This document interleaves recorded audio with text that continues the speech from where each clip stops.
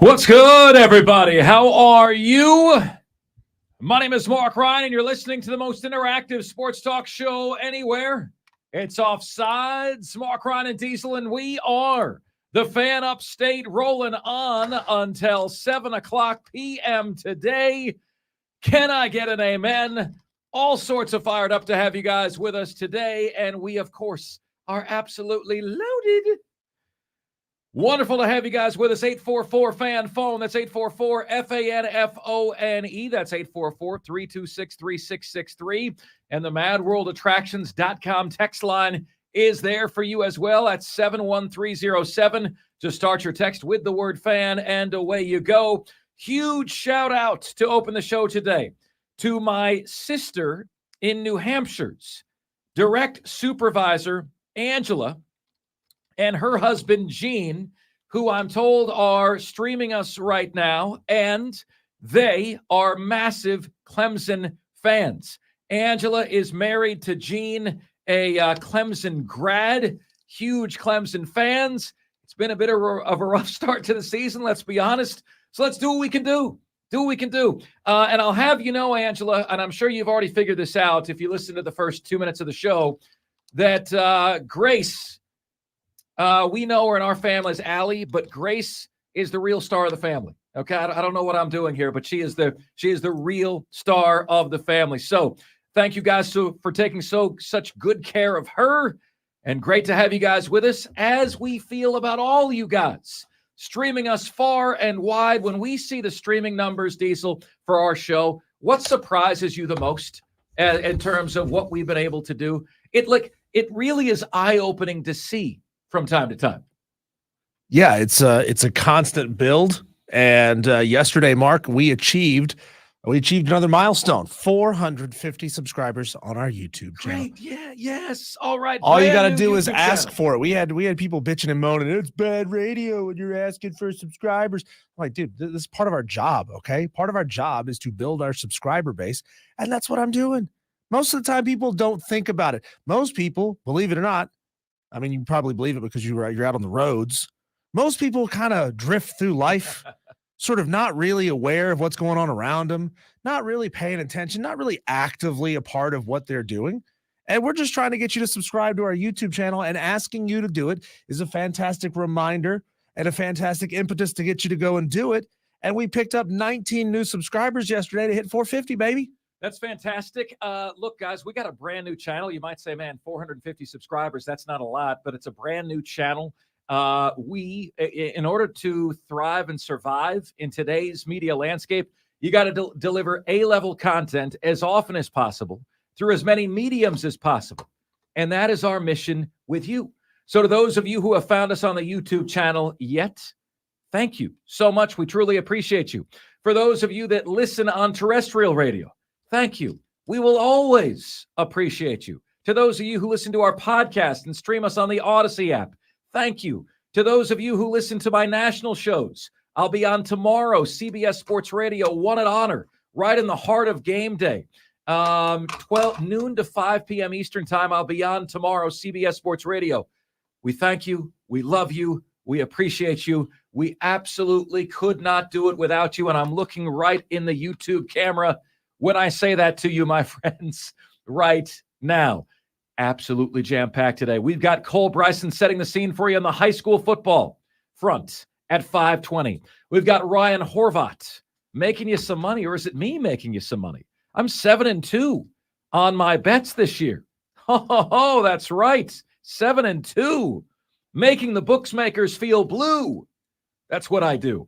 And we've got our Heisman Trophy voter, Brent Beard, joining us as he always does Friday at 4 o'clock p.m. this afternoon. That's how we roll. Oh, I'm getting an early reminder. If you guys have not gotten your upset picks in, you have from 4 p.m. Wednesday until 7 p.m. Friday to get your upset picks in, and they will count in our standings. This thing has gotten bigger and better and badassier every single year. We had a bunch of them come in yesterday, so don't forget to go back and look at the text messages from yesterday. Definitely. And guys, thank you so much for the support. I got a lot of messages, worried and everything. I'll give you guys a very brief description. I got some autoimmune stuff, right? I got some autoimmune stuff. And every once in a while, you feel like, you're trending in a bad direction. And if I don't listen to my body when I feel like that, I trend in a really bad direction. So, I just felt inflamed, right? Is the best way I can put it. Joints hurt, head hurt. And I just needed some rest. I didn't feel like pushing it. Those of you who deal with autoimmune stuff from time to time, I feel you, okay? Because I'm there myself, and you just hope that you live in a way where that kind of stuff doesn't get worse, and that rest and getting off your feet and taking care of yourself does for you the good that you need. But I'm not sure if I've shared that with you guys before, but I do deal with some autoimmune stuff, and that brings with it some bad days from time to time, but certainly appreciate Diesel and Will. And that was the show yesterday, Diesel? You on this side, Will on that side? Great job yesterday, guys. Heard great things about the show, and thank you guys so much for all the support. But your boy's going to be good. I gotta pace myself, man. I got to learn to pace myself. And when I do feel like, that feeling of inflammation coming on, I got to try to take days off. So 1 day off doesn't become 3 days missed work, right? And so that's just what we do. No different than anybody else. We all got something, right? We all got something.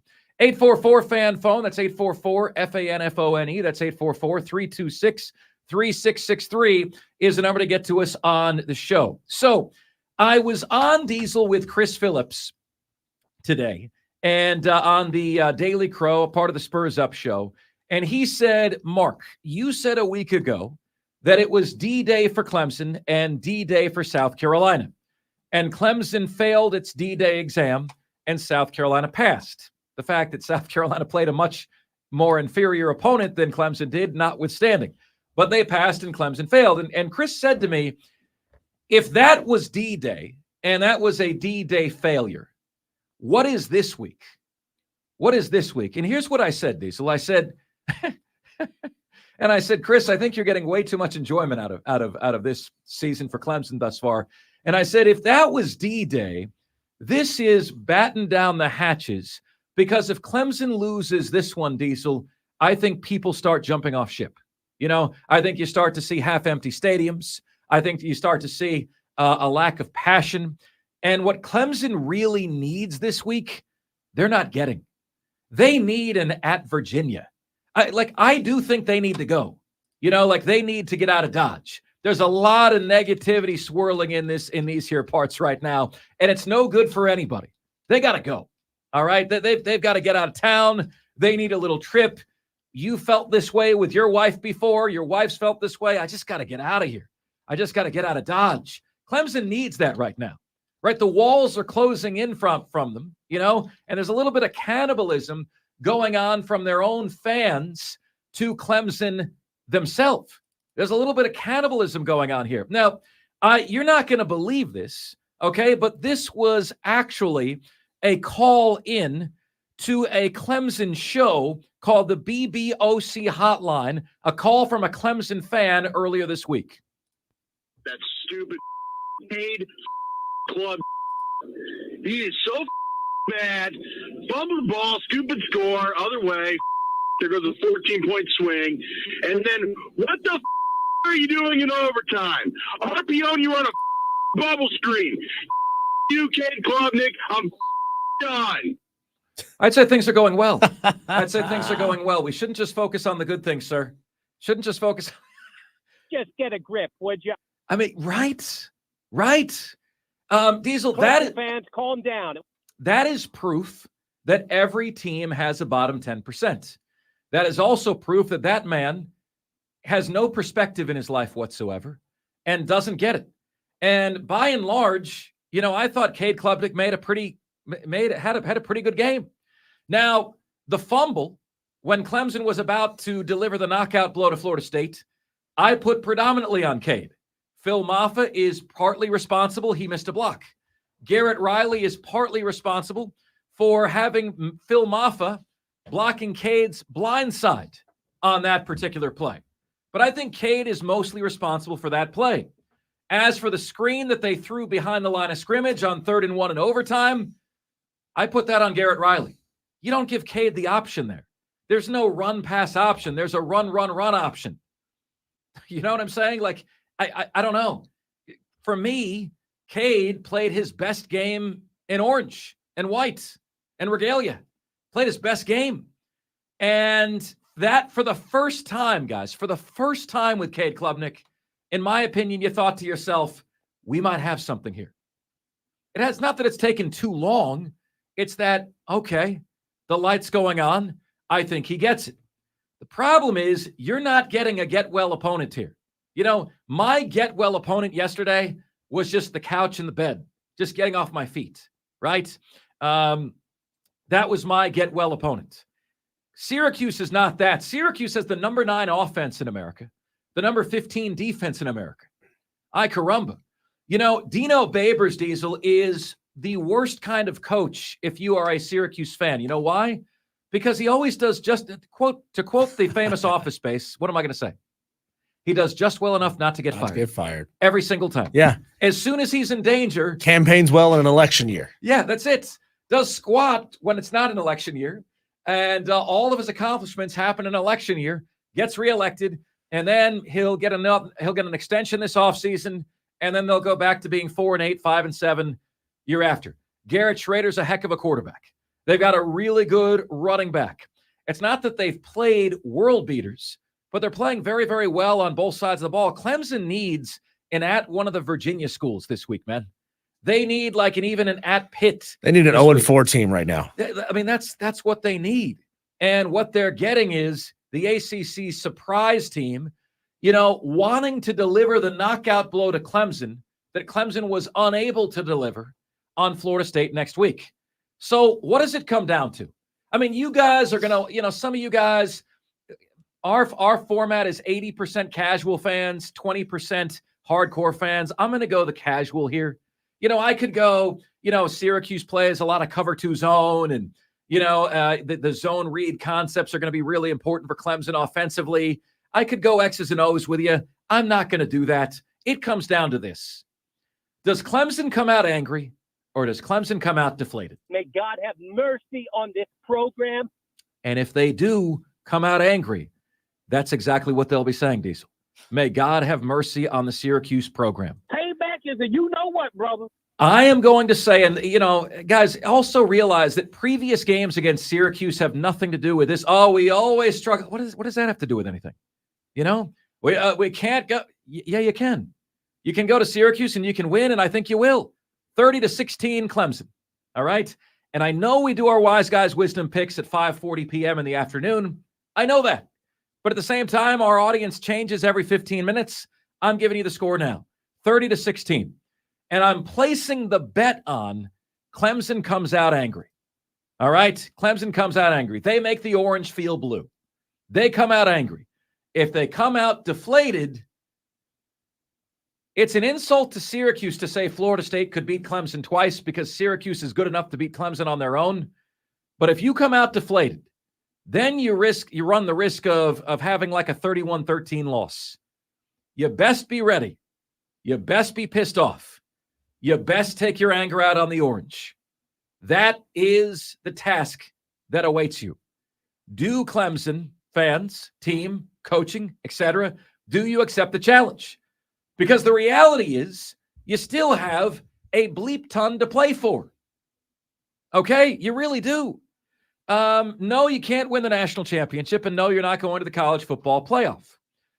But if you achieve the most unlikely of feats, which is you just running the table the rest of the way, is there a single game left on the schedule, Clemson fans, where you're saying, can't win that one? Oh, definitely can't win that one. No, there isn't. There's no at Georgia on your schedule. There's no at Washington on your schedule. There's no game where you're saying that. You can win every game that remains on your schedule. And if you do that, okay, that is the greatest long shot. The other things you need to have happen, Louisville's projected to lose 3 games. Duke's projected to lose 4. Miami's projected to lose 3 if you beat them. Okay? Realize all you have to do, focus on winning your damn games, and if you do, you never know what can happen. Diesel, right now, make your prediction, all right? Is Clemson going to win 10 games this year for the 3rd year in a row? That would involve them going at minimum. Okay, let me see here. So they got 8 games left in the regular season, 9 games left with the bowl game, right? What they would have to go the rest of the way is 8 and for some reason I can't do math all of a sudden. 8 wins gets them to 10 games. Yeah. So they can go 9-3 in the regular season and then win their bowl game. Okay. They have to go 7-1 the rest of the way in the regular season and then win their bowl game. Okay. Or 8-0 in the regular season and lose their bowl game. That's what they've got to do. Are they going to do it? Man, I feel like this is a team that is going to sputter and stumble down the stretch and drop 2 more games over the course of this season. They're wildly inconsistent. I think they're in their own heads. The psychology of this team is a little screwed up. I could see him dropping 2 more. Diesel says no. Diesel says the streak of 12 straight 10-win seasons comes to an end.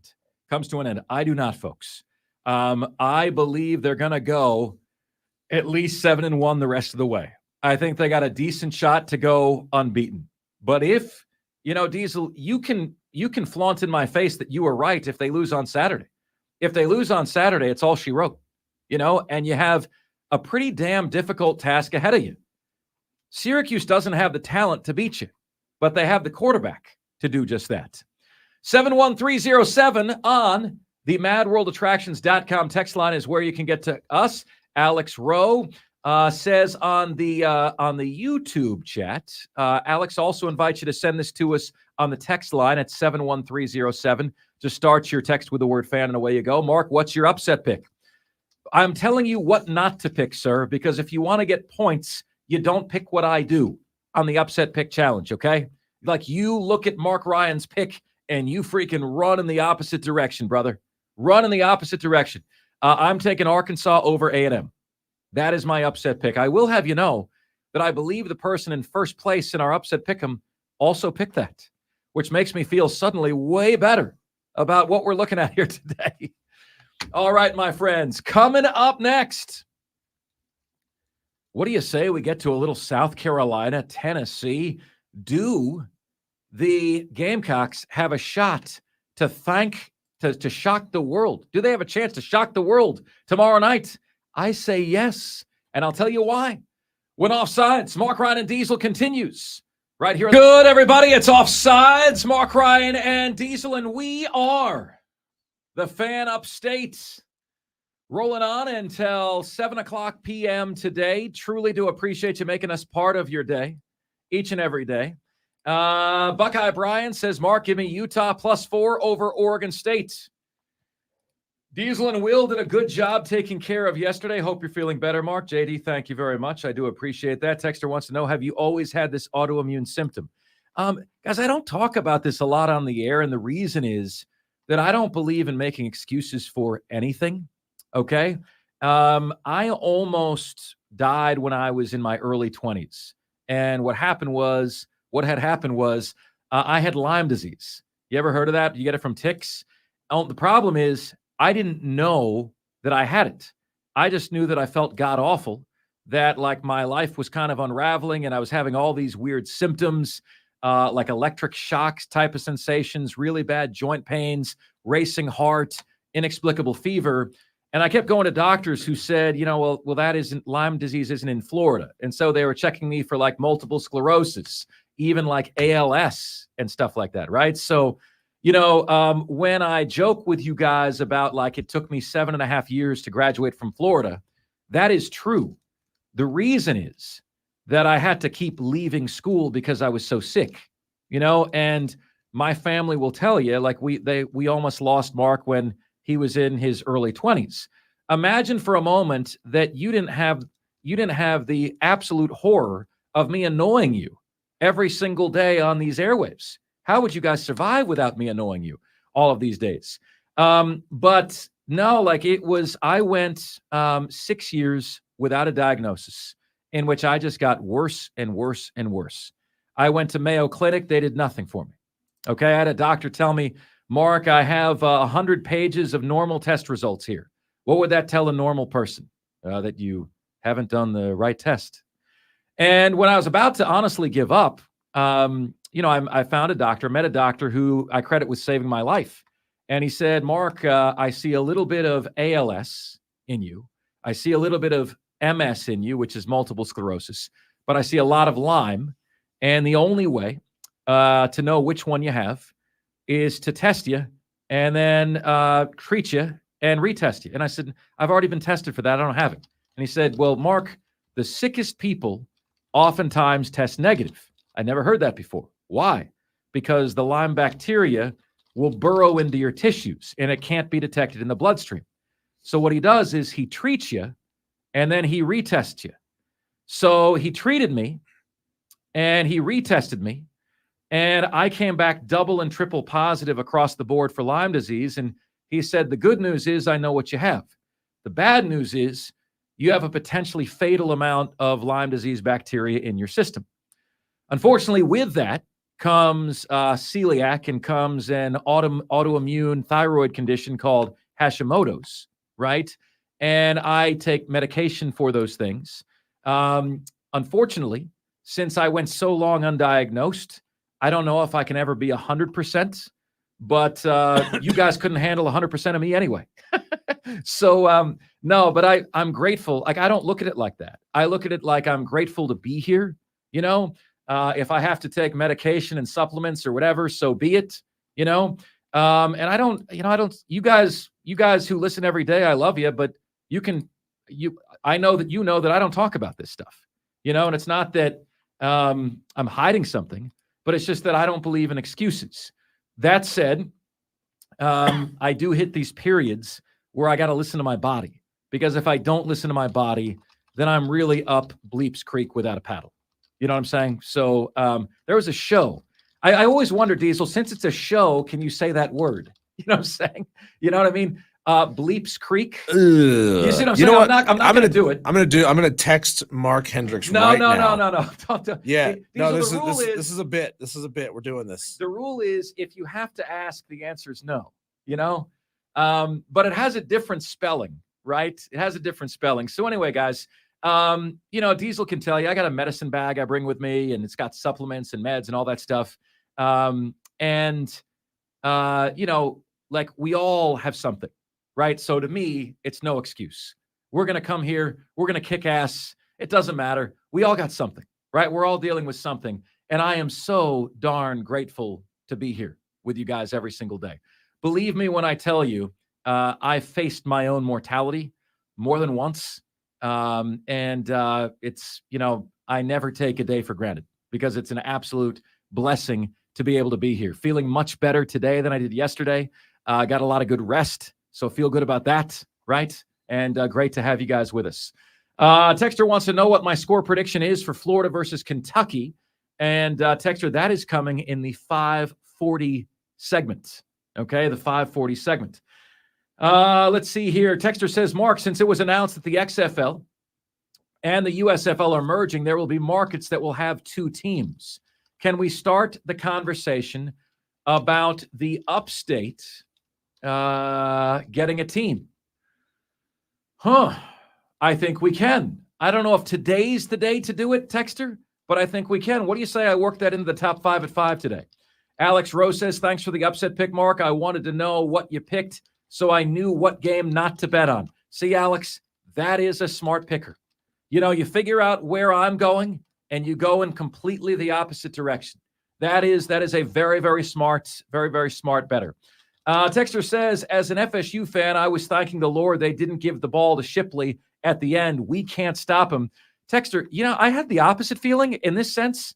I couldn't believe Florida State kept running the ball. Every time they ran the ball, David Hale was sitting next to me. I looked at him and I said, it feels like every time they do that, they're doing Clemson a favor. Every time they throw, there's a massive danger of a big play. Every time they run, it goes for no yards. So please, if you're a Clemson fan, keep running, right? I couldn't get that. Brandon Gibson going with a Mark Ryan pick. Arkansas +6 over Texas A&M. Let's see here. That Clemson fan sounds crazier than crazy. Wow, Ralph. Wow.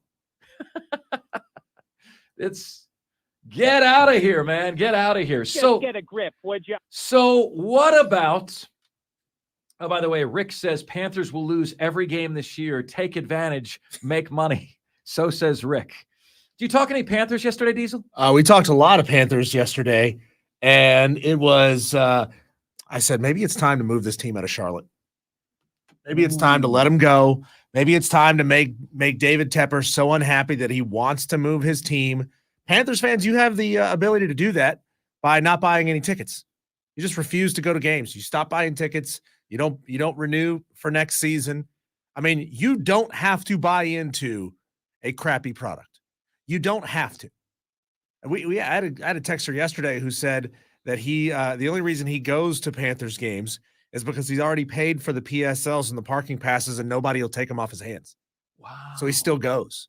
Wow. And I'm just thinking, the city of Charlotte, the upstate, the Carolinas, we deserve better than this. We deserve better than an owner that nobody likes, who tried to take your pregame, your preseason away from you, a GM who can't draft in the second round, a coach who, I don't know, we'll see if he can get it right this time around, a rookie quarterback who can't see over the line, a line who can't block, receivers who can't get open, and tight ends who are all over the age of 50. Outside of that, Diesel, we shouldn't just focus on the good things, right? I mean, is that all, Diesel? And yeah, and multiple people who tell us it's better to run your rookie quarterback out there who can't do anything right now than send the guy out there who actually scored you multiple touchdowns in a game last week. Diesel, I got to give you a compliment here. I think maybe you don't even like me saying this, Diesel, but I'm going to say it anyway. I thought for some time, one thing that would help the show is you not acting like the NFL doesn't exist. Okay. Like, I thought for a while that would help the show. I'm blown away by your knowledge on the Panthers. I'm blown away. Okay. Like, you have it all down on the Panthers. You've got the problems. You've got the issues. You know the owner. You know what I mean? So it's like, in this sense, it's like, it's awesome. I think it's great for the show. Like, I like college football better than the NFL. You like college football better than the NFL, but the NFL's got to be a significant part of what we do here. And now that Diesel is spitting love letters to the Carolina Panthers fans, letting them know how sorry he feels for them, we're in a good spot. Now that I really know this team, I'm pretty down on them. Oh yeah, and you got no cap space, and you got no first round picks next year. How you feeling, Charlotte? Yeah, you know that GIF of a dumpster fire? This is that. The Carolina Panthers are a damn dumpster fire right now. I no longer believe, Diesel, they're an upstate team. I don't believe they're an upstate team anymore. I don't see this. I don't see the love. Yeah. I don't see the support. Like, we actually had to have a poll and a debate to settle what team in the upstate has more fans, the Falcons or the Panthers, recently. And I know that puts us in an awkward position because the Carolina Panthers want our station group to carry them, and we do carry them. Okay. So this makes me, not you, public enemy number one, because you host the show. But Diesel, I am somebody who in Tampa hosted the Tampa Bay Rays pregame show. Then when they had me host weekday shows, I said the Rays are done. What? You host the postgame show. What do you mean they're done? They were in a playoff race. I didn't think they were going to make it. Yeah. I opened with my opinion. I said they're done. My responsibility to be honest with you. Yes. I'm not gonna blow smoke. Yes. Because that's not gonna get you to come out. You're gonna say this guy doesn't know what the hell he's talking about. Increasingly, this doesn't feel like an upstate team to me. You guys tell me, am I wrong? Do you guys still consider the Carolina Panthers an upstate team? Because when I walk into the national store that has the bullseye at the logo, it's red and white. When I walk in that store, when I walk in sporting goods stores, I don't see Carolina Panthers gear. There was not a single Panthers item at the local bullseye store a year ago, but I did find Charlotte FC there. There was no Carolina Panthers. Then I go into a sporting goods store and they're like, oh, I don't know. Let's see. And I go walking around the whole store with the employee, and there's clearance items in the back. By the exit to the back of the store, there's clearance items. And I was able to get Angela at training camp Carolina Panthers shirt for $5 on clearance at a sporting goods store when every other t-shirt's like $40. So this ties back into the texter's question. Is it time to try again for an XFL or USFL franchise? The merged franchises, as some of these teams are going to have to be spun off and go to different markets. Is it time for the Upstate to pursue that again? And I'm going to say something right now, Upstate, that you're not going to like. If South Carolina ever gets a highest level pro team, I hope like hell they go to Columbia, because the Upstate does not support live events. They don't. You don't. You don't support concerts. You don't support local shows. We don't vote for new stadiums. You don't vote for new stadiums. We've asked the question on this show many, many times. Could we get a team here? And you guys constantly tell us, "Oh no, we don't think people would support it. Don't think people would show up. Don't want it. Don't want the taxes. Don't want the additional traffic. Roads can't handle it." Da da da da da da da. I hope like hell Greenville never gets a major sports team, because you would let it die on the vine. I truly and honestly believe that. And that's a pretty harsh thing to say about the city that we live in. It's a harsh thing to say about the biggest market in this state. But I hope that it goes to Columbia just because it's a little easier to get to, or to Charleston because those are cities. This is a big town. Yeah. Greenville is a big town that's got its lazy thing going on, and that's the way people like it. But Columbia is a city, by God. Charleston is a city. I hope one of those cities get the team. I hope, Diesel, that Upstate citizens have the chance to prove you're wrong. I'm not saying they will prove you wrong. I'm saying I hope they have the chance. And maybe my ego is a little bit too big, but I really did get the sense, being in Death Valley last weekend, that our challenge to the Clemson faithful paid off. Like, I got the sense that fans were told that your atmosphere against the Gamecocks sucked. Be better, do better. And, again, maybe my ego's too big, but I was there thinking it paid off. I heard from a number of Clemson people, media people, Clemson staff. Mark, challenge the fans again. Challenge them again. We're the most interactive sports talk show in the Upstate for a reason, folks. I'd like to think if we're passionate about something, that word, you guys will spread that message. And that's exactly what happened last week. Texter says, Diesel, I think Greenville will get an XFL, USFL team. It may actually sell out there. What makes you think that, Texter? That's just a statement with no backing behind it. And my backing behind that, when I say I don't think it would work here, is because every time we've brought it up, people have said, well, I'm not going to support it. I don't want it. I don't want the traffic. I don't want the extra people. I don't want the extra attention. I don't want people coming here and seeing how nice this is and wanting to move here. I've got real empirical evidence of people saying they don't want it. What makes you think people here want it and would sell out? Your words, would sell out those games. What makes you think that? Guys, coming up next on the show, I unwittingly walked into a bleep storm yesterday. All right. I had no idea what I was walking into. Suddenly a little social media post that you thought might get 15 or 20 likes blew up and has reached more than 250,000 people. And I'll just say,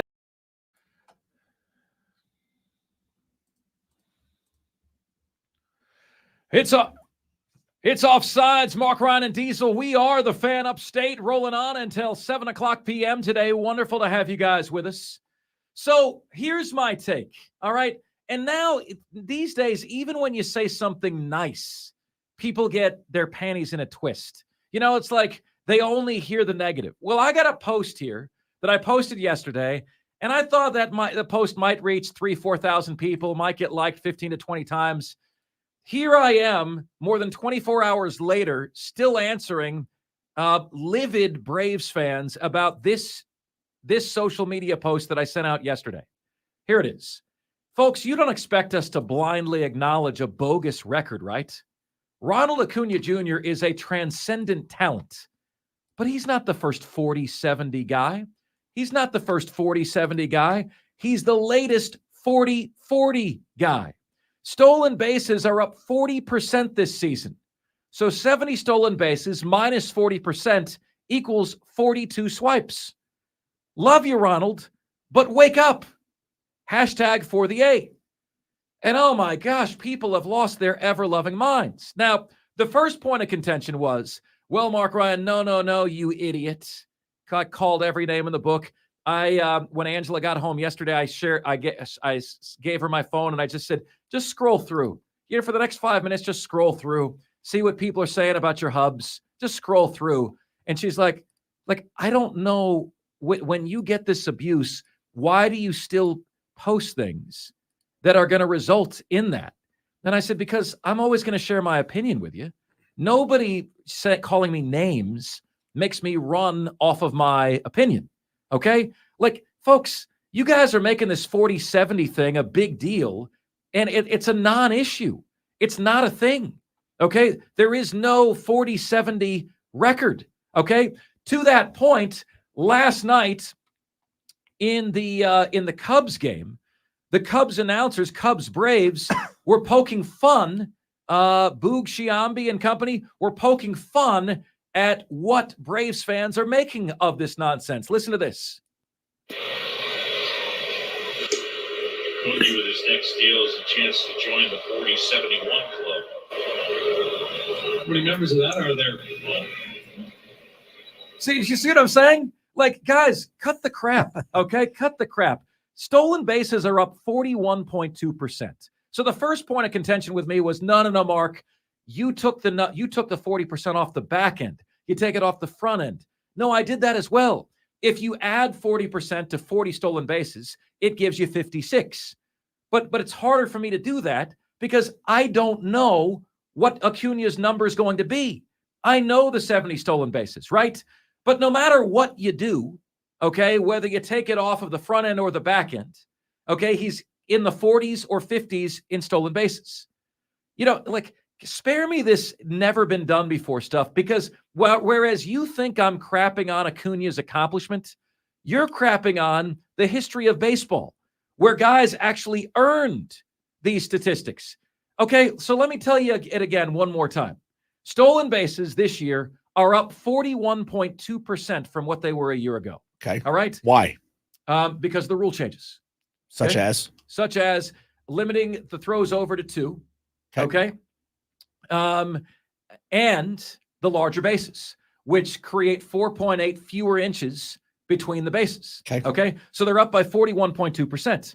2023 will produce roughly 1,000 more stolen bases than 2022. Which is good for the game. Good for the game, right? It's 100% good for the game. So what I'm not doing is crapping on Ronald Acuna Jr., who's amazing. And he's awesome. And I consider Ronald Acuna Jr. to be the latest member of the very rare and very exclusive 40-40 club. But you can't nerf the sport and then hype some bogus record that you created. You now have other announcers on other teams saying, with this stolen base, Acuna becomes the first member of the 40-71 club. Okay? So, guys, I'm here to answer any disputes, any debate you have. Okay? You know as well as I do, we got Brent Beard coming your way next. You know what you're guilty of, Mark? Yeah, what's that? You're guilty of gatekeeping. Okay. You're guilty of gatekeeping.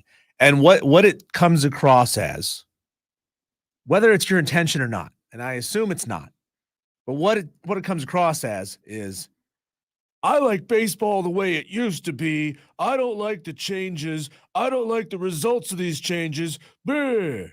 That's what, look, the game has changed many, many, many different times, many different ways, sometimes for the better, sometimes for the worse. But stats always morph and change and increase as time goes along. These guys have better nutrition. They specialize at a younger age in certain things.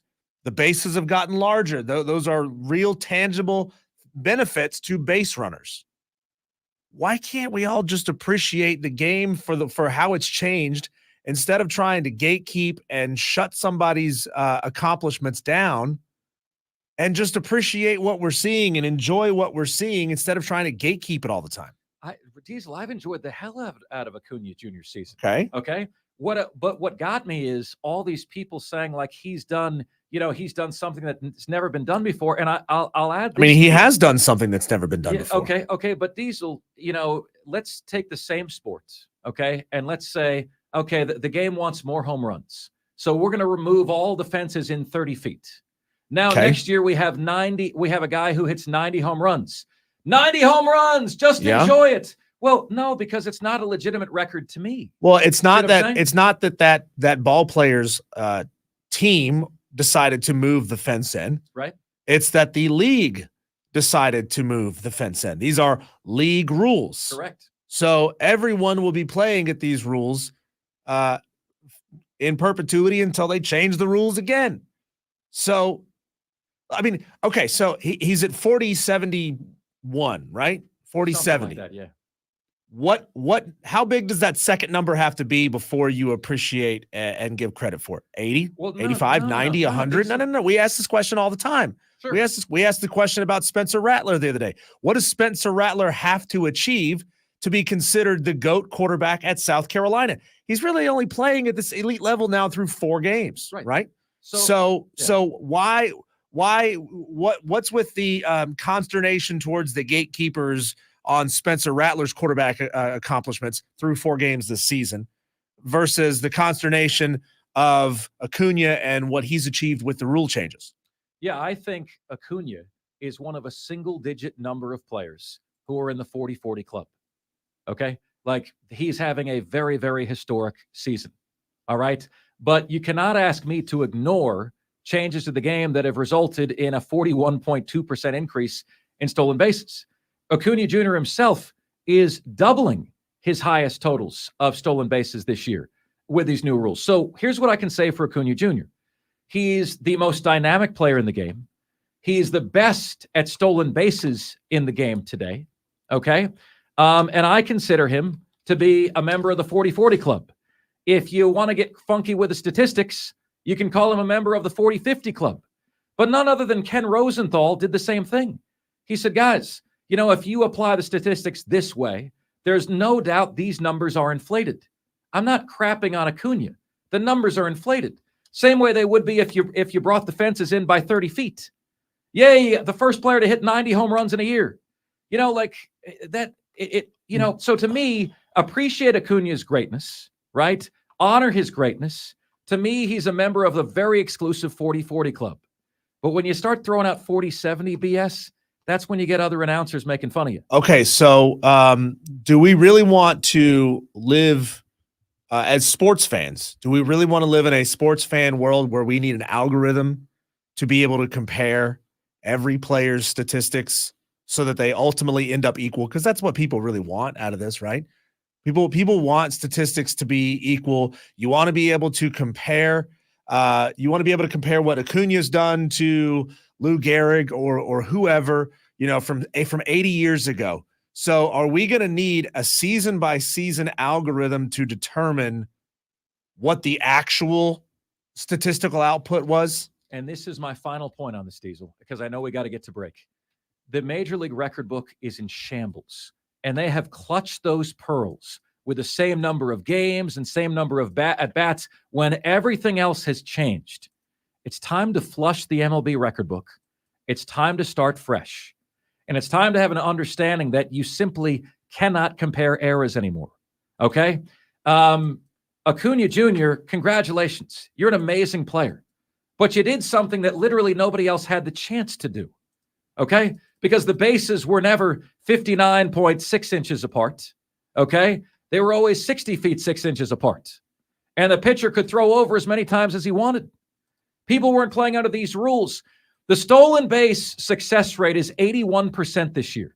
It's never before been above 75%. So don't give me this 40-70 BS. I'm out. Brent Beard next.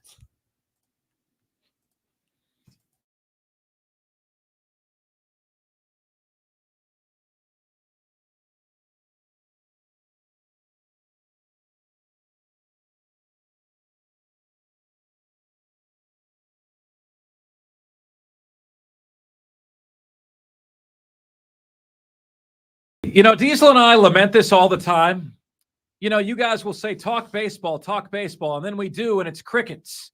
And we give you neat stats and facts and preview series. But this Acuna thing, people have lost their minds over. And they're wrong. They're just wrong.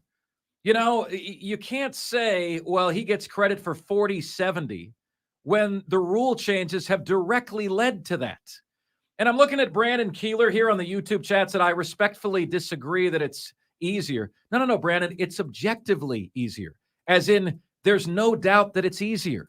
The success rate of stolen bases has never been above 75%.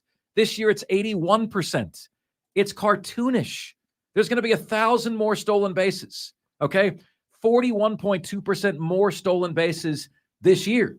So what that doesn't mean is that Ronald Acuna Jr. isn't a special player. He's an incredibly special player. But because we have the exact number by which they've increased, we can then go back and say, well, you know what? He's probably between 40 and 50 stolen bases this year relative to what's been accomplished in the past. So then I had somebody hit me with, well, Mark, if you look back at the total number of stolen bases in the seasons of other 40-40s, Barry Bonds 40-40, Jose Canseco's 40-40, the total number of stolen bases in MLB those years were similar to the total number this year. But again, there never was an 81% success rate in stolen bases. As a matter of fact, in those years, the success rate was 72%. So I think I understand what you're arguing, Mark. It's not that Ronald Acuna is bigger, better, faster than any other player before him. It's that the rules changes have made him doing what he naturally does more successful. 100%. Okay. That's it. And it's the same thing, guys, as if you moved all the fences in 30 feet and say, my guy, Bryce Harper's the first guy who hit 90 home runs in a year. Yeah, you moved the fences in 30 feet. Congratulations. Well, he might be the first guy to get thrown out this many times by Angel Hernandez. We'll talk about that later on in the show. I did see that too. Brent Beard joining us right now on the show. Heisman Trophy voter. Brent, I have no idea if you've been keeping up with this. I should have clued you into this ahead of time, but I found myself in a firestorm yesterday amidst Braves fans when I said, look, a Ronald Acuna Jr. transcendent player, but don't hit me with this first player to do 40-70 stuff when stolen bases are up 41.2% this year in the bigs as a direct result of changes the league made. I think he's an unbelievable player, Brent, but I think he'd be at 40-40, maybe 40-50. This 40-70 thing is for the birds to me, Brent. What do you say? Well, I'm a big Braves fan, so I certainly follow them, and they've had a great series against the Cubs. But I think this is one of those things to where a generational talent comes in the same time as you make rule changes, and look, he just hit the jackpot, didn't he? Frankly, to where what he can do is aided certainly by the rule changes. So it's been an unbelievable year for him. By the way, I just saw a wonderful tweet that said the season after Freddie Freeman left the Braves, they won 101 games. And then the season after Dansby Swanson left, they won 103 and counting. So it may not be one guy. I thought that, but look, I still, even as a Braves fan, I'm still concerned about this starting pitching in the postseason. But yes, what they have done this year has just been remarkable. And look, I mean, you take advantage of what is there, and I think that's a lot of what's happened with them this year. Again, the timing's been perfect. Brent Beard, Heisman Trophy voter, joining us here on Offsides. Mark, Ron, and Diesel, the fan upstate. Brent, what record will the Palmetto State have this weekend? Clemson against Syracuse, South Carolina against Tennessee. What will the record be? I think probably 1-1. I think Clemson wins,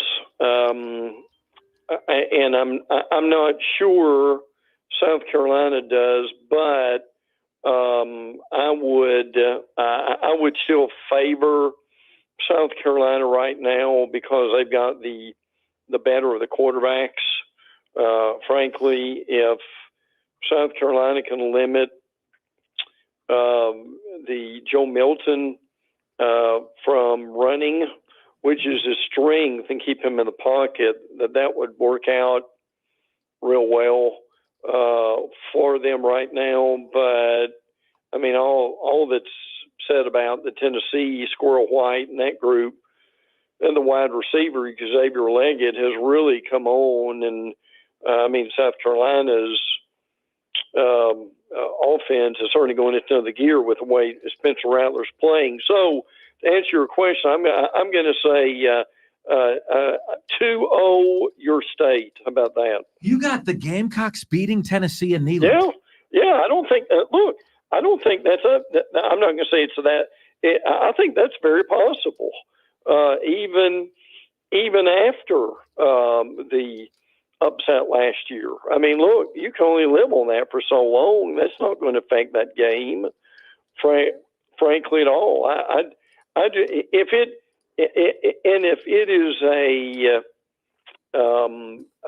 it's a track meet right now, to me, South Carolina's offense is in another gear than Tennessee probably is. Brent, where is the respect chatter internally among those of you who are power brokers in college football for where the ACC sits at this point in the season? You've got Florida State number 5, you got North Carolina number 15, Duke number 17, Miami 18, and Mark pulled a stat earlier about Syracuse and just where they are, top 15 in both offense and defense in the country.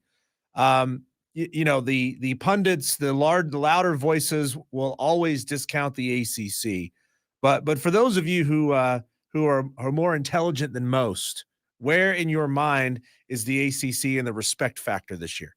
Well, it's got to be going up. I mean, when you've got 6 undefeated teams at this point, the last time that happened through 4 weeks was the SEC in 2012.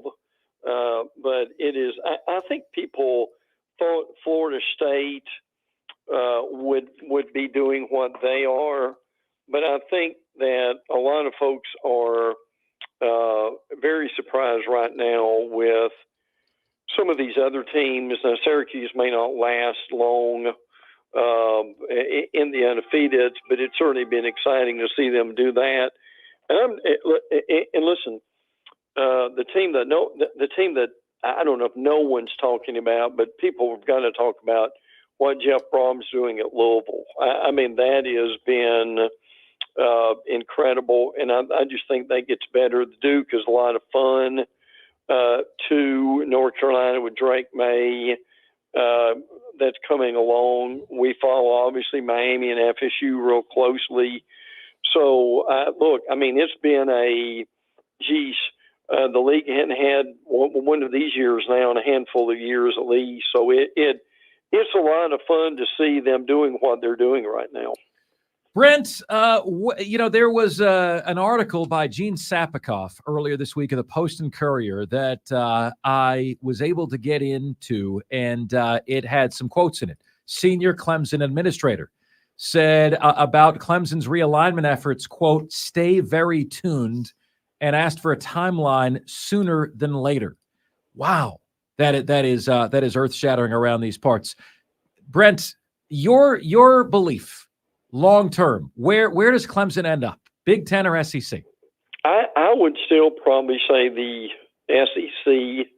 I think they would fit there well, frankly. And I mean, I'm certainly hearing similar things to what you guys are hearing too. That they are going to really be making an effort. But see, the thing that's different here is Clemson's just been quiet about it. I think they've done as much work, frankly, probably as Florida State has. Florida State's been shouting it from the mountaintop, but Clemson's still in the process. So I will say I'll say the SEC. I'm still curious how this is going to go down. The money that's going to have to be paid in order to get it done, and so forth. But there's no question these teams are still very determined to get out of the conference. Brent, there's a quote in here in your notes from Mike Oresco. Quote, "We'd like to keep the 6+6 format for 2 years. Why wouldn't we? We'd have 2 automatics for our group." Number one, what does he mean by our group? Is he talking about the American Athletic Conference, or the Group of Five as a whole? And if he's talking about the Group of Five as a whole, who made Mike Oresco spokesman for the G5? I mean, this guy's conference has crumbled under him. He's been rejected in every meaningful and cockamamie expansion and realignment effort he's made. Why aren't there any other voices coming out and advocating for Group of Five conferences or just the grouping as a whole? Why are these other conferences allowing Mike Oresco to speak on their behalf? Well, I think Oresco does have a lot of respect, and he usually is the guy they go to because he'll give them something for a quote. I mean, Oresco obviously has been in television. He knows a lot of folks, but I think to answer your question, I think these what he's talking about more the Group of Five as he is anything else. But I think that's kind of what it is. As they look at him, frankly, still as a power broker, even though the conference has seen better days, and I think they will probably be continue to go to him at this point. So, I mean, I've seen 5-7, I've seen 6-6. They did not want to make any kind of decision with this. I mean, they're going to have to in the next few months. And what we're talking about is the playoff committee has had meetings recently, and they're still trying to decide what they want to do. And with the expansion situation, that they're trying to figure out where do we go in our expansion model, and they don't want to make a decision on that yet. And look, could the and I'm not saying this is inside information. I'm just saying when I hear quotes like that, guys, does it make you wonder like it does me? Well, do we have even more expansion coming over the next few weeks and months? And they think that's going to happen, and they want to see that move through the cycle before they make a decision. Brent Beard joining us here on Offsides. Mark, Ryan, and Diesel. We are the Fan upstate, Florida at Kentucky. Brent, we've got a lot of folks asking us about that game this weekend. Kentucky has played the Island of Misfit Toys, Brent, and that's about it on the season. Florida's faced much stiffer competition. Kentucky's a slight favorite in this game, Brent. Who should be the favorite in this one, and how do you see it playing out? Well, I mean, the game's so close, I can see why Kentucky would be with it being in Lexington.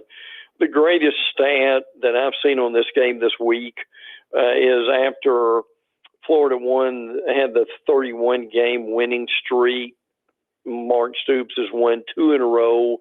If he wins 3 in a row over Florida, they'll be the last time that happened was with Bear Bryant. Yes, he did coach at Kentucky from 1949 to 1951, and I was not around to cover it those seasons either, by the way. And listen, the thing that have you seen the percentages for these two quarterbacks?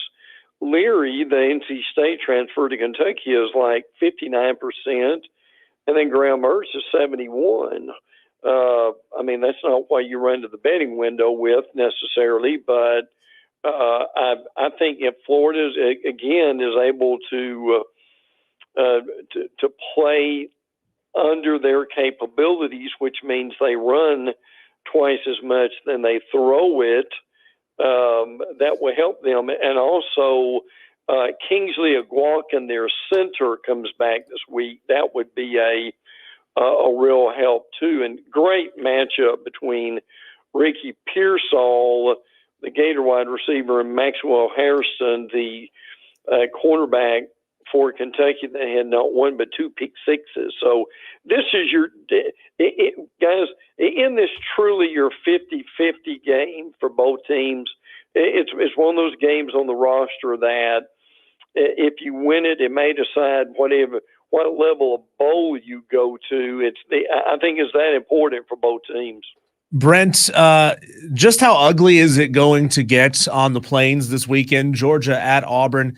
You know, I'm looking at I'm looking at Auburn's stats here, and it's a little bit misleading. You know, they've got games where they put up 59 and 45 points, but one of them was against UMass, and who doesn't have much of a pulse, and another one was against an FCS team.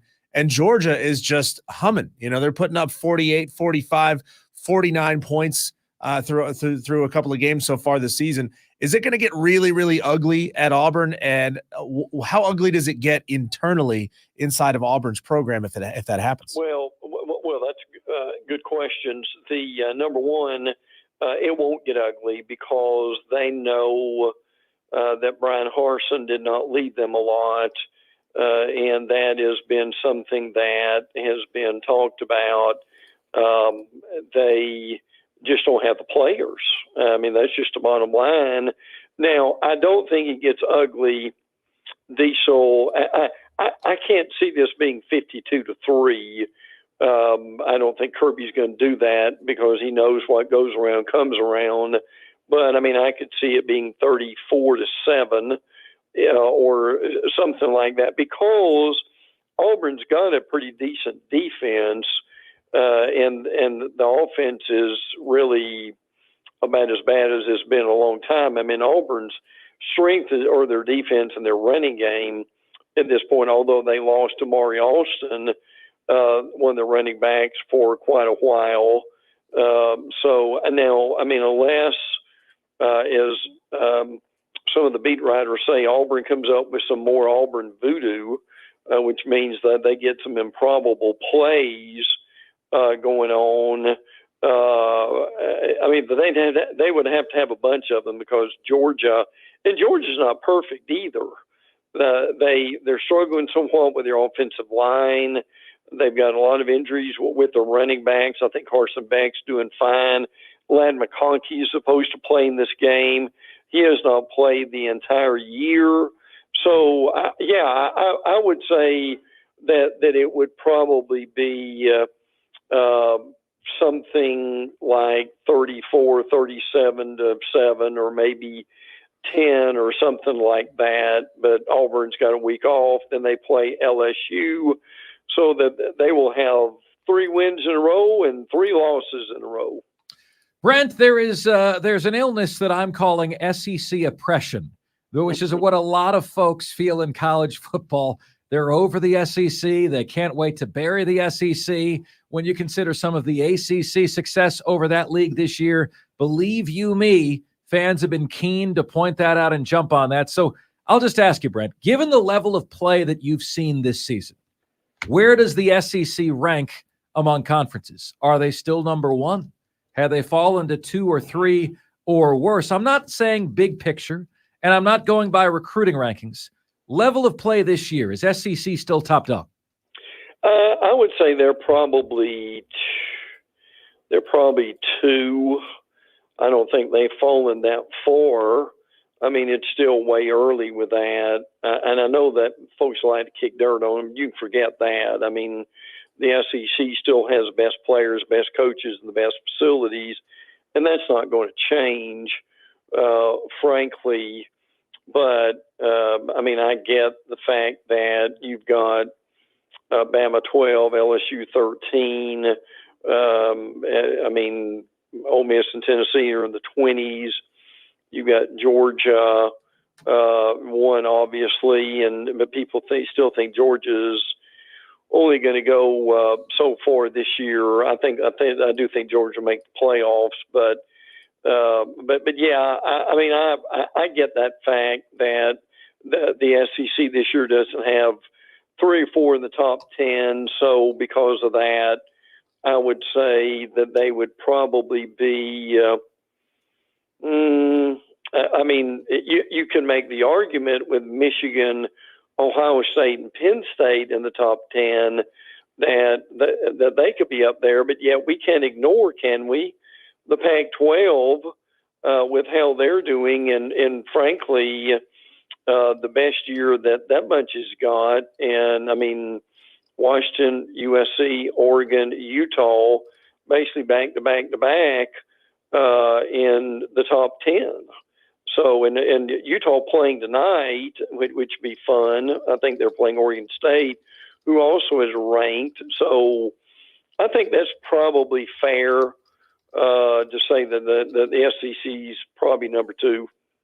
Brent Beard, Heisman Trophy voter, does a fantastic job covering this most brilliant of sports, and we absolutely love having him on with us each and every week.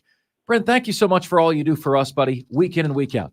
Guys, glad to help. Always enjoy it, and we will look forward to a great day tomorrow. A lot of people on the couch at noon and staying past midnight. How about that? Brent, I will be in the studio anchoring CBS's coverage from noon to 5.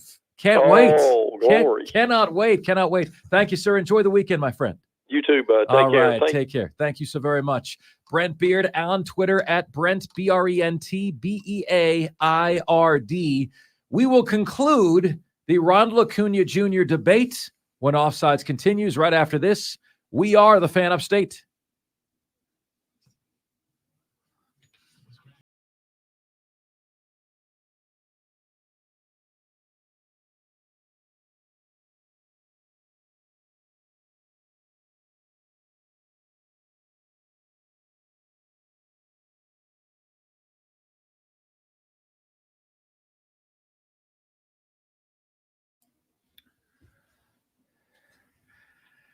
I mean, this topic is the gift that keeps on giving. Solo Trader on Twitter says, so we're going to change home run records based on where players hit their home runs or what balls were being used at the time.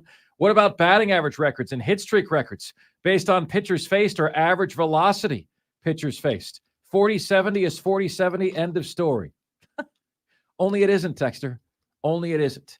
None other than the guys on the Cubs broadcast last night were amused, or should I say bemused, at all the hype for a bogus record created by MLB wanting to nerf and make a cartoon of the stolen base. Here's Boog Sciambi on the Cubs broadcast. Cody with his next deal is a chance to join the 40-71 club. How many members of that are there? I mean, shouldn't they have said establish the 40-70 club? If he's the first person to ever join it, he's established the 40-70 club. He's established it under a whole new system of guidelines. And the answer to this question, whenever people want you to go down the rabbit hole, when does it end? Home runs this, home runs that, pitching, they're throwing faster. What about when they lowered the mound in 1969? What, hitting stats changed, home runs shot up. What about the guys? That's what folks want you to do. They want you to chase your tail so that their guy's record can still count. So the reality, folks, is this. This is a brand new record, okay? As far as I'm concerned, and you Braves fans might like this, Acuna Jr. is the all-time stolen base king, okay? Because in this set, in terms of the home run stolen base combination, it's never been easier to do both. So you've got to wipe the record book clean. Further proof of that is that the stinking hit king and home run king are not in the Hall of Fame. So what do these records really mean anyway? The record book is in shambles. It doesn't mean anything. You talk to 10 different people, you get 10 different answers for who holds these different records.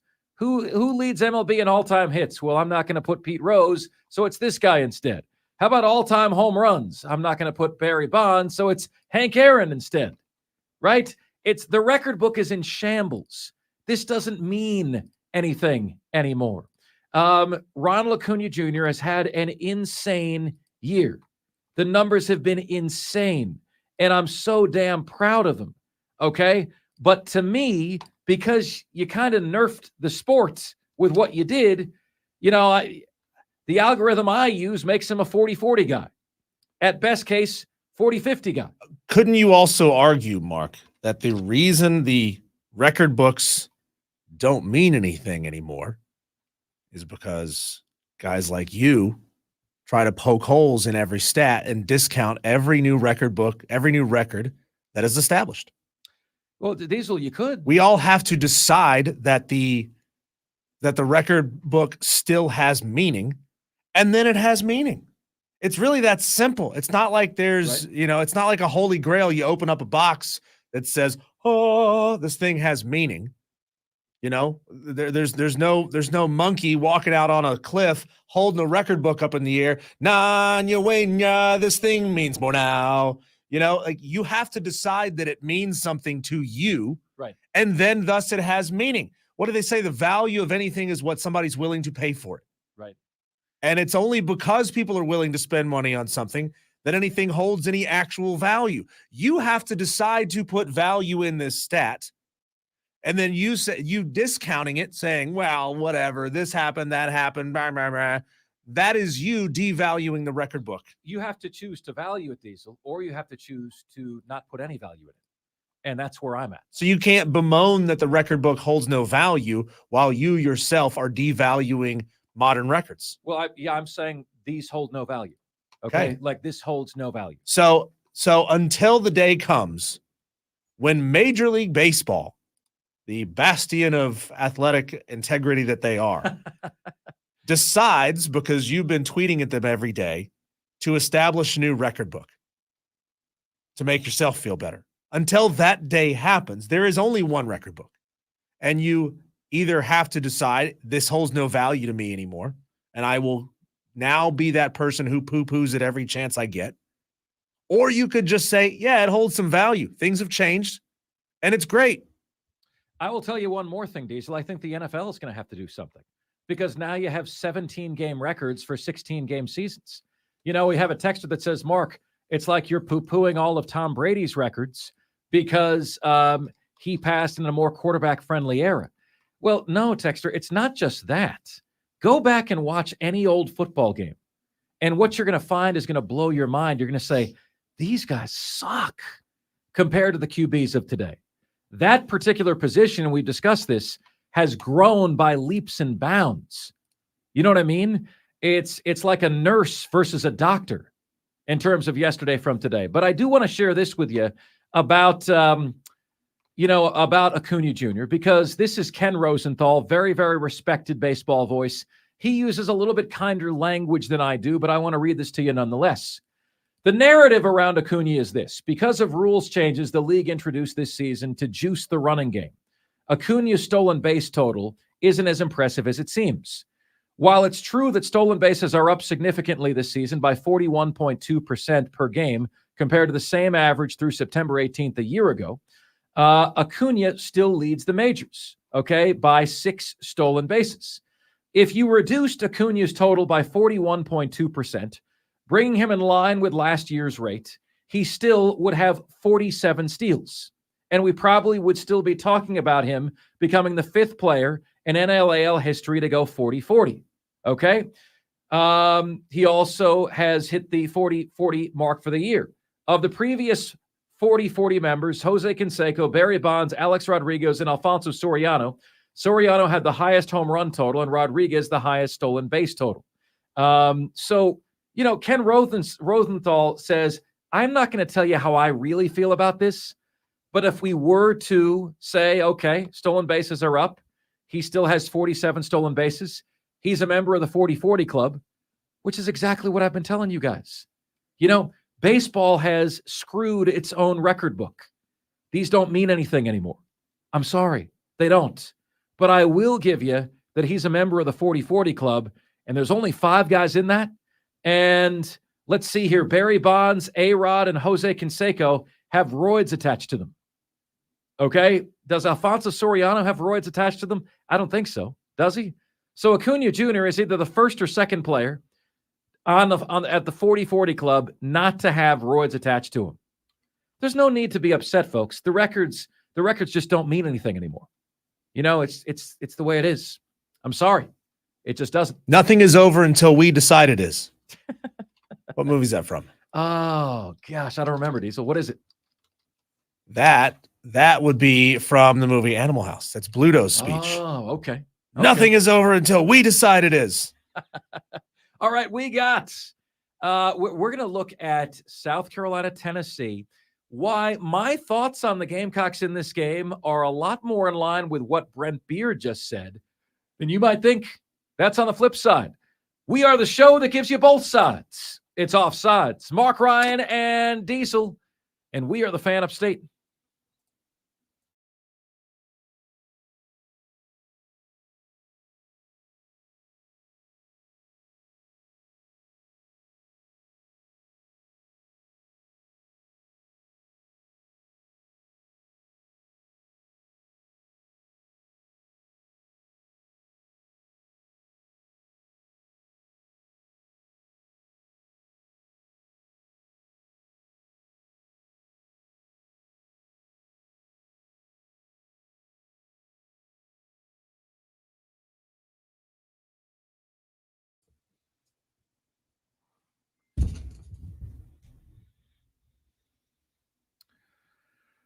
It's Offsides, Mark, Ryan, and Diesel, and we are the Fan Upstate, rolling on until 7 o'clock p.m. today.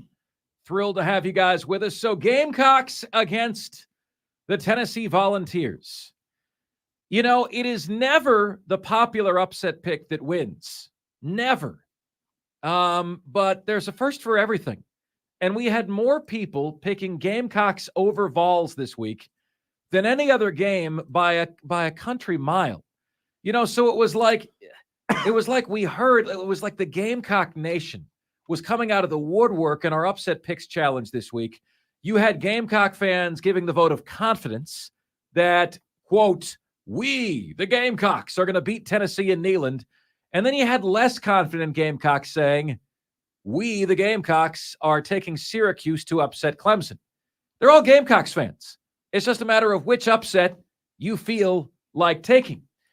But I do think there is something to the notion that the Gamecocks have a very, very viable shot in this one. You know, this isn't an elite Tennessee team. Tennessee is 24th in the country on offense. Tennessee is 27th in the country on defense. Diesel, if I just told you South Carolina's numbers, you would say that team is hot garbage, okay? Out of 130 teams, South Carolina, I can't even say this with a straight face. Out of 130 teams, the Gamecocks are 121st in total defense. 130 teams. In total offense, South Carolina's 53rd. Okay, that kind of is mediocre. So they're bad on one side of the ball. They're mediocre on the other side of the ball, right? So why can they win? Because you've got the one-man team known as one Spencer Rattler. And what he's doing and the way he's seeing the field right now, man, is absolutely incredible. And I will tell you this, as a coach, you do not want to be in the category of getting less out of more. Guess who's in that category? Jimbo Fisher. Ask God how he does his business, okay? Jimbo Fisher is in the category of coach who gets less out of more. Top recruiting classes, paid for all the players, still can't win. Right now, he's lost his best quarterback, Connor Wigman, for the year, which is principally why I took Arkansas over A&M in my upset pick challenge pick this week, okay? But Beamer is in the class that you want to be in. He gets more out of less. You look at the numbers and you look up and you say to yourself, how is this team beating anybody? 121st in total defense?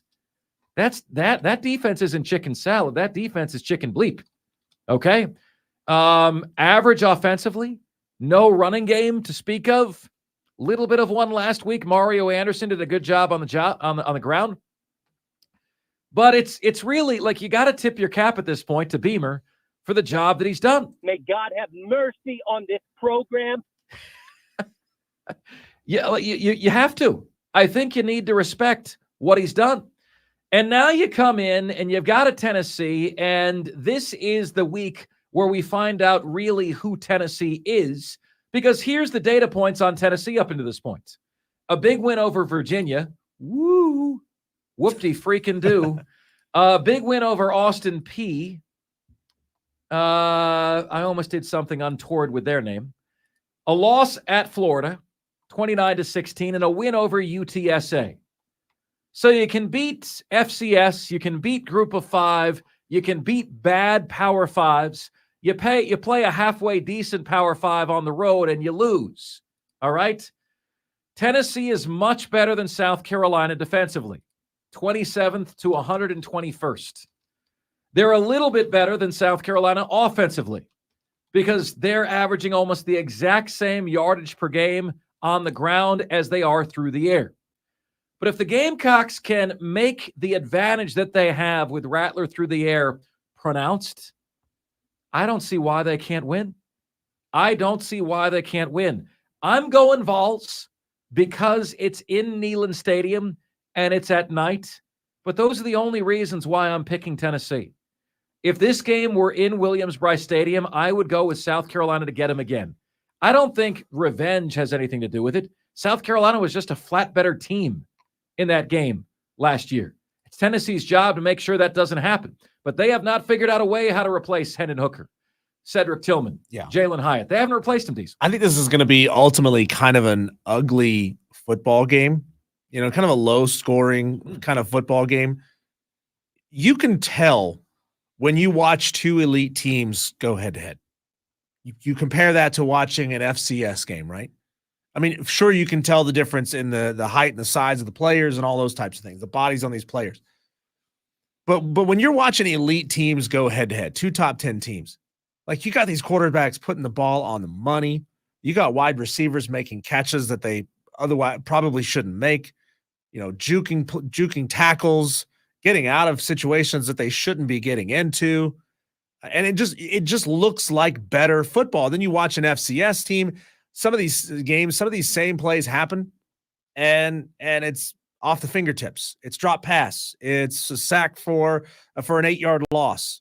You could have the two games play out virtually the same, but you can just tell what better talent does for a game. And these are two teams that are good football teams, good talent, but not elite. So what we're going to have is something kind of in the middle. I could see a penalty-riddled kind of game. I could see a lot of drop passes. I could see busted coverages. If this does end up being a higher scoring game, I see it being more because of busted coverages, not because of supreme athleticism of the wide receivers. This could go a lot of different ways score-wise, high or low, but I just see it being kind of an ugly football game. I could see that as well. I'll give you my score at 5:40 p.m. Let's check and see what you guys are saying on the madworldattractions.com text line. Texter says, Mark, Diesel, I know it's not been supported in the past, but Greenville is growing rapidly, and it's now becoming a destination for many professional athletes. It would be a good city to get an XFL team. Where are you getting the notion that it is a destination for professional athletes? Let's talk about that first. Yeah, I would go to XFL games in Greenville, Texter says. If you want pro sports top level, you already want to live in Charlotte and Atlanta. I don't. I'm fine commuting to Atlanta for a Braves game, a Texter says. Texter says, where is an XFL team going to play? Furman? No one's going to want to build a stadium here for them. So says Spur Daddy, and then pay for it. People in this area will look for any reason to bail on a professional team. Even with the Panthers playing in Clemson for a year, and the Falcons, let me see here. And the Falcons holding down training camp in Furman. When did that happen? Not to mention the number of minor league sports teams that have failed here. Yeah, XFL and USFL already have issues getting attendance. I've seen some of these games. They're not very well attended. You're probably talking about a 20,000, 30,000 type of team. Is that exciting to anybody? Like, let's be real. Is that exciting?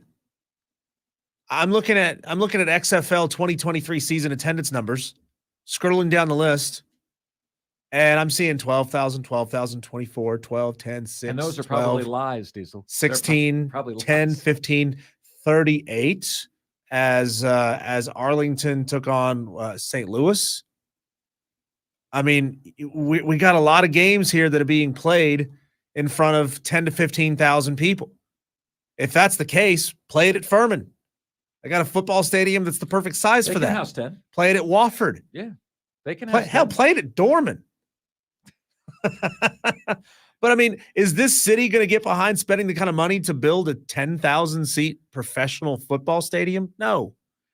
Texter says, Mark, I'm glad you're feeling better. I don't know much about Lyme disease, but I know that it derailed Shania Twain's career for a long time. I pray that medical advancement will find a cure one day soon. Very nice of you to say, Texter. I truly, truly appreciate that. I am doing better today.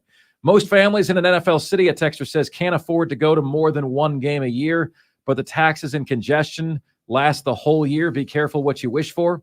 Texter says, Mark, your Acuna post got the exact response you wanted.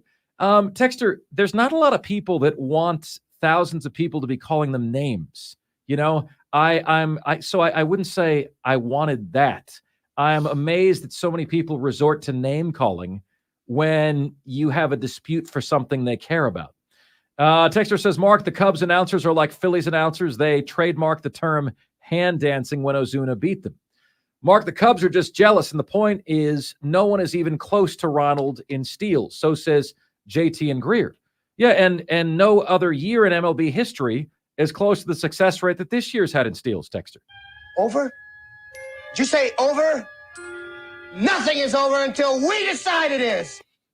Let's see. Brandon Keeler says many teams have accused the Braves of cheating because they're so good. Yeah, I'm not doing that. Yeah, just look at all the other guys who stole 70 bases this year, like ... Texter, you're offering anecdotes. I'm offering data. Okay? Data. 1,000 more stolen bases this year than last year. 41.2% increase per player. Okay? Texter says, who cares about Cal Ripken's record, right? I mean, he's doing his job. Why celebrate him for going to work? But he never missed a day. Let's see here. Texter says, who else got 40 and 40? If so easy, there should be several. Vance, it's not easy. It's damn hard. To hit 40-40 means you're a historic figure, and Acuna is. I just put him with a group of 5, not a group of 1. Okay? My only debate is, how do you feel about Judge's home run record? Pitchers had the spider tack taken away. The answer is, Texter, I don't put a lot of stock really in any baseball record these days. What are your thoughts on whether we'll ever see a 7+ home run career again? Will we see a 700 home run career again, Diesel? 700? You got to hit 30 a year for more than 20 years to do that. 700. 30 a year for 23 1/3 years, as a matter of fact. Or you could hit 700 home runs in 1 year. Oh, that's true. Just got to move the fences in a little bit. Yeah. Let's see here. We basically would end up with an asterisk behind every record: stolen bases, home runs, etc. Yeah, but Texter, this has been a direct result, right? Correlation. What is it? Diesel, correlation, causation. Yeah, correlation versus causation. Yeah, I mean it's there's been a direct result, guys, directly. All right, guys, we've got the top 5 at 5 coming your way next, right here on the most interactive sports talk show anywhere. It's Offsides, Mark, Ryan, and Diesel. And we are the Fan Upstate.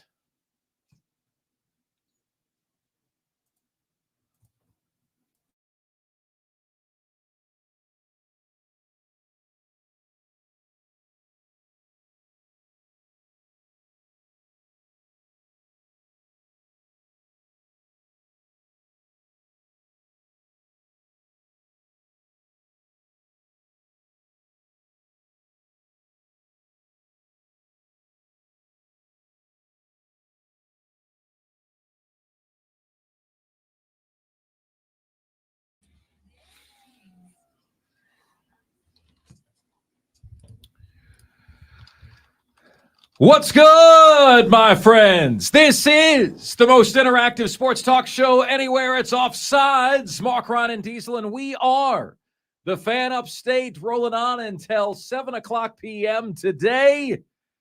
Know you guys got a ton of choices out there. Truly do appreciate you making us number 1 in downloads. You're making us number 1 in engagement. You're making us number 1 in your hearts. We could not do it without you. Here on the most interactive sports radio show anywhere, it's Offsides. Mark, Ryan, and Diesel, the Fan Upstate. We have got Cole Bryson with, what is this, week 6? This isn't week 6 of high school football yet, is it? Week 6?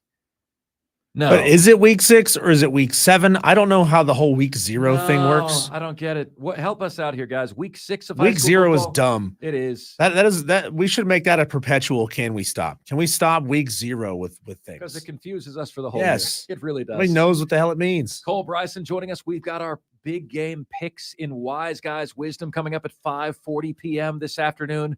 We've got Ryan Horvat helping to make you some money on the betting sphere over the weekend as well. But your boy is 7-2 on his bets this season. What do you say? We continue on the text line, and then we will get to the top 5 at 5. Y'all use KPIs like number of impressions on posts, but social media makes that easier. Does that lessen your success? See, so what you guys are doing is like, now let's go down the rabbit hole. What do you feel about this? Does this do this for you? Does this for you? No. If you change the game, in other words, if I decided, okay, Well, I'm going to pay to promote every single social media post, and I'm going to get twice the results. Well, then to some, the results wouldn't be as meaningful because you're paying for them, right? Guys, this is not an anti-Ronald Acuna take. This is the equivalent. What they've done to the stolen base is the equivalent of moving the fences in every ballpark 30 feet, and then you guys celebrating because somebody hit 90 home runs next year. Well, it's the game. What are you going to do? Where are you going to draw the line? I draw the line here. I draw the line here. Flush the 17-game pass-happy NFL records, too, since we don't compare eras. Agree with that, Texter. I mean, who cares about Joe DiMaggio's record, right? Did he go against someone like Randy Johnson that throws 200 miles an hour? Texter, I'm okay if you have an older era record book and a newer era record book, but overnight, it became unfair to compare any stolen base king to what they're doing today. Ricky Henderson Jr. would have stolen 200 bases against these clowns. Texter says, love the stat talk. Are you throwing out Bob Gibson's ERA records because they lowered the mound to make things tougher on pitchers? Yeah, that was between 1968 and 1969. There was a 36% increase in home runs in all these years. Dougie says, F all these asterisks. Well, you want to go down the rabbit hole, Dougie. You want to say, what about this? What about this? Well, they just nerfed the game right now. They did nerf it right now. Okay, I don't think in their wildest minds they thought it was going to increase stolen bases by 41.2%. Stolen bases are now 8% easier to attain. In other words, you were successful 3 out of 4 times before. You're successful more than 4 out of 5 times now.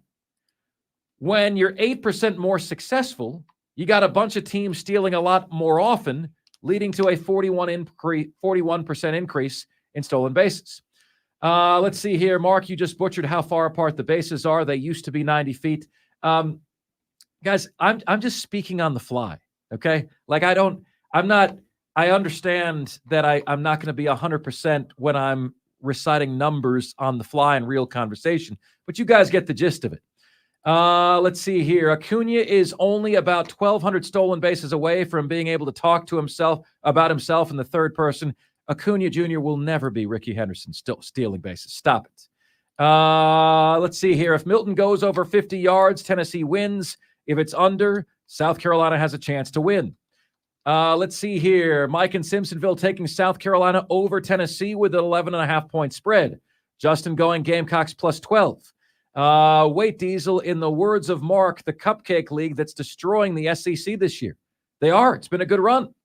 Mark, I don't see anyone but Florida giving Georgia any real trouble after last week's game against South Carolina. We will soon see. Let's see. Mark, tell all the Braves haters to take a seat and watch the winning Ronald for MVP bite it. Ronald Acuna should be the MVP. I can agree with the take. What do the records mean, especially when home runs and hit leaders are no longer in the Hall of Fame? So says JD. I can break records too. It just matters which milligram of the blue pill I take. Text of the day, Texter. Text of the day. Well, Mark Ryan, how many lasts longer than 4 hours? You're supposed to call a doctor. Please do. How many players are at 40-60 or 40-50 even this year with the new rule? I'm fairly sure that he's the only player in that echelon. Yeah, because it's really damn hard to get to 40-40. Only 5 players have ever done it, and I'm putting Acuna Jr. in that category. Texter says Eric Dickerson's rushing record in a season is garbage because he took 16 games to do it. You're just a sore, sarcastic fan right now, Texter. Mark, didn't MLB change the rules to suffice all the media crying jerks who wanted more coverage content for the stolen bases? Quit hating bleep Acuna. No. Baseball legislated the stolen base out of the game. That's what Moneyball told it to do. It wasn't a smart play, right? So then MLB said, well, it's an exciting play. We're going to legislate it back into the game. And what they did created a massive jump. How about the NFL creating the 17-game season? Of course, all the records are going to be broken. Exactly, Jeff. Exactly. Like you're really insulting the guys who did it in 16 games now. Let's see here. Do we need a modern era and a golden era record book? And how do we decide exactly when the golden era ended and when the modern era began? You just make something up, say 1975. This sounds like a nice round number, but how did the game change? You have to kind of go back and look and see what is the most influential shift in the game. And it's tough to do because there are going to be many, right? Well, there's one, Diesel. There's one. 1969, they lowered the mount. And then home runs jumped the next year by 36-something%. This is the modern era's version of lowering the mount. It just fundamentally changed the game. Texter says, closer than it should be, but more of a shootout than Diesel thinks with a lot through the air. Vols are still mad about last year, and they should be. Vols 45, South Carolina 30, so says Vol fan Randall. Interesting, Texter. Interesting. How about let's see here. The XFL is known for the fans doing beer snakes with the cups. Speaking of the XFL, any new movement on the XFL-USFL merger? Not that I'm aware of, Joey. Let's see here. Mark, give me Utah over Oregon State for 4 points. So says Delano, the truck driver. Good pick, Delano. It is time for us to do that jam. We call it the Top 5 at 5. The top 5 biggest sports stories of the day. The top 5 topics we're discussing. Ladies and gentlemen of the Upstate Offsiders, the Top 5 at 5 starts right now. And now, the Top 5 at 5. And 5, 4, 3, 2, 1. Hit it. 5. At number 5 in London. A game a lot of people in the Upstate will be waking up early for, and you can hear it right here on the Fan Upstate. The Atlanta Falcons and the Jacksonville Jaguars. Atlanta, to some, has been a bit of a pleasant surprise. Desmond Ridder, to me, people are wanting to hit me with an I told you so on him. Guys, he's got elite weapons, and he's been okay with elite weapons. Okay, let's not be guilty of premature smaculation here, please. That goes to each and every one of you. The Jaguars have underwhelmed. Question is, why? Losing to Houston? Trevor Lawrence versus C.J. Stroud? Are you kidding me? Will getting out of Dodge be good for Jacksonville? I'll take TL16 and the Fighting Jaguars of Doug Peterson's lead over Atlanta in London. A game you can hear where? That's right here on the Fan Upstate. Next up. Have you heard what they're doing with that game? No. They're animating it Toy Story style. Wow. For Nickelodeon. You'll be able to watch. I don't know how they're doing it. It's some phenomenal kind of technology, but they are going to animate it in real time, I guess using AI or whatever. You seen that slime bowl? Yeah, it's kind of like that. Yeah, it's kind of like that. It's gonna be great. I want to see it. Yeah. I can't wait to see what they do. Are they going to have big heads? Are the players going to look like bobbleheads? That'd be pretty funny, right? Next up, 4. At number 4. Regarding the USFL and the XFL and a proposed merger, folks are wondering, might Greenville get a team? To which, Diesel, you say? I sure as hell hope not, because you won't support it. Flat out, you won't support it. Every time we bring this up, every time we talk about a major team coming to the Upstate, you always say, don't want it, not going to go. And how many times we brought it up? The only thing that will actually fit here that could get done would be an NHL team, because Charlotte and Atlanta already have Major League Baseball and NBA and NFL on lockdown. So NHL is really the only thing that could come here. Every time we brought it up, you guys have said, nope, don't want it. Not interested. Don't want the traffic. Don't want the extra people. Don't want the extra taxes. And then every time we talk about the local, minor league teams, the attendance generally is not great. It's not like drive games are sold out week in and week out. It's not like the Road Warriors, whatever they're called, Swamp Rabbits. It's not like Swamp Rabbit games are sold out week in and week out because you guys are just so hungry for local sports. You guys don't support it. You don't. You don't show up. You say that you will, but you don't. Not night in and not out. Night out. You just don't. So I don't want it because I don't want a third full stadium week in and week out. Oh, yeah, and you guys won't approve the building of a new stadium. You'll bitch and moan about that. Oh, there's traffic somewhere that used to be woods where I used to drive my ATV when I was a kid. I don't like it. You guys won't support it. So I hope like hell it goes to Columbia, to an actual city where people support things. I'm going to be the listener, Diesel, that tells you, well, why don't you just go live in Columbia then, Diesel? Guys, it's too hot. The sad part is this. The only people that would support a team here are listening to the show right now. That's it. And unfortunately, you guys think you represent the entire upstate, and you don't. I think 60% of you guys listening right now would, right? But 60% of 10 to 20,000 people is not going to come close to sniffing the support that a team needs to succeed here. Diesel's right. Next up. 3. At number 3 on the show today, Clemson against Syracuse. To me, folks, this comes down to the question. We can X and O this all you want, okay?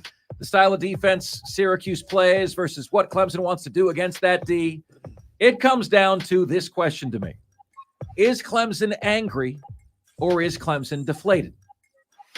If Clemson is angry, I think they really take it to Syracuse. Syracuse does not have the talent for Clemson. But what Syracuse does have, all right, is a very, very good running game led by LaQuint Allen, a very good quarterback led by quarterback Garrett Schrader.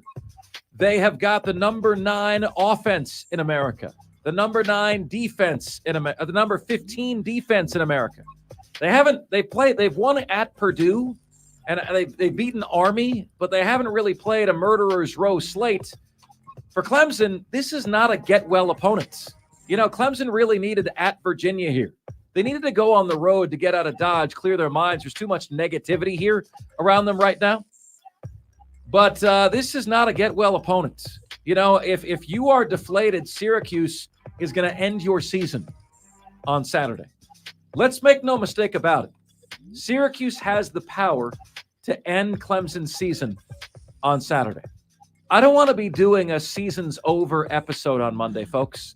So let's hope that the boys are a little bit angry. And you say, well, Mark, you just said hope. What, are you rooting for them? Yeah. We root for the teams we cover to do well, just like we're rooting for the Gamecocks against Tennessee. Speaking of which, next up. 2. At number 2, South Carolina against Tennessee. Guys, wow. The numbers say this game should not be close. The eyes tell you something differently. South Carolina, out of 130 teams in FBS, 121st in total defense. South Carolina on offense, out of 130 teams, 53rd in total offense.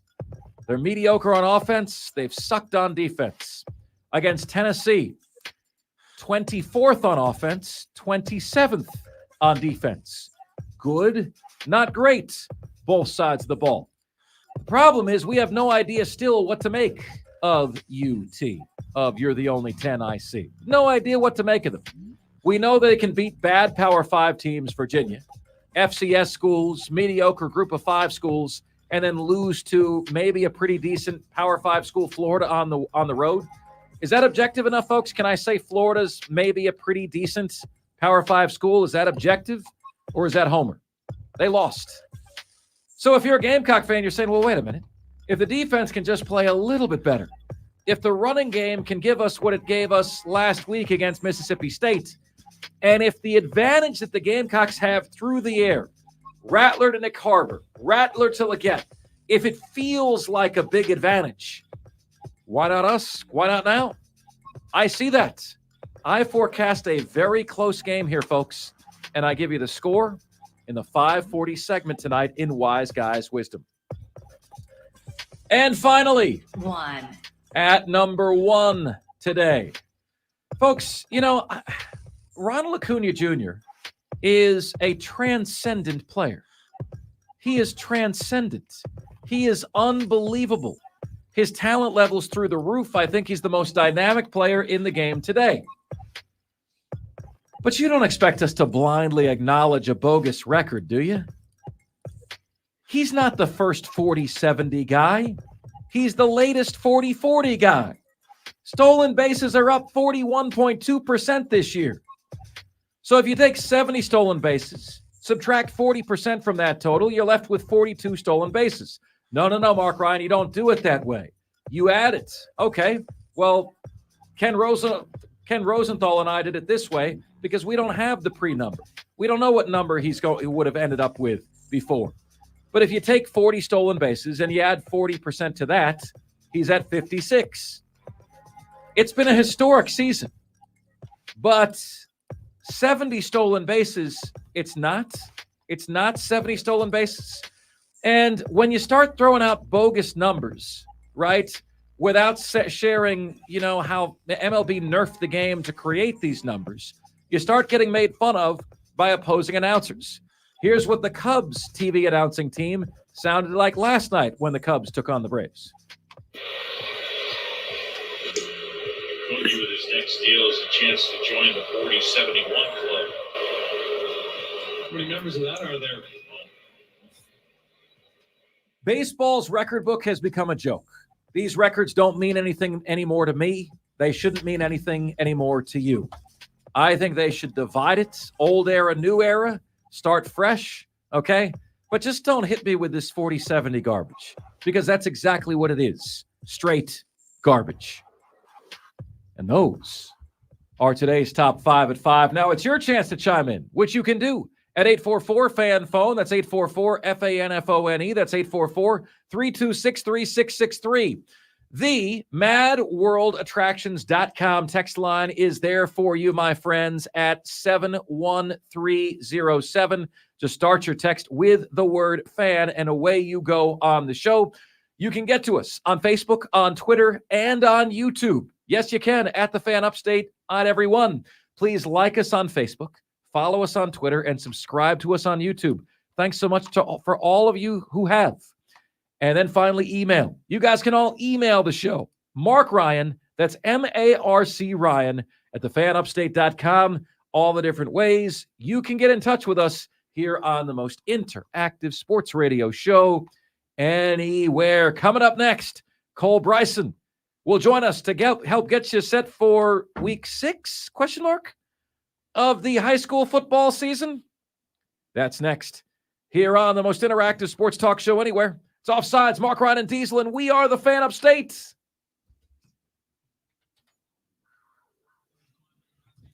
Stream, we appreciate the spirited discussion.